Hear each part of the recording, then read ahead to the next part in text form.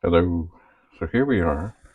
We're looking into the other drive. I'm very carefully holding the circuit board up.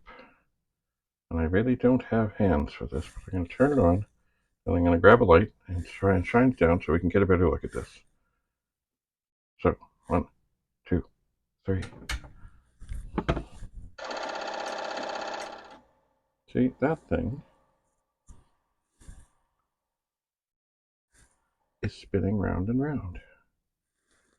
And I don't think it should be. Maybe I can put this light somewhere.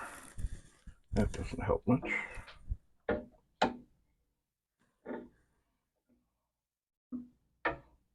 Wait, oh, wait. I can hold the circuit board with the light.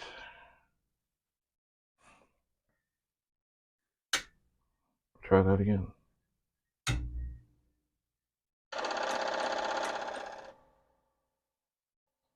So it seems to me that something is missing in there. And I intend to find out what it is. Stay tuned.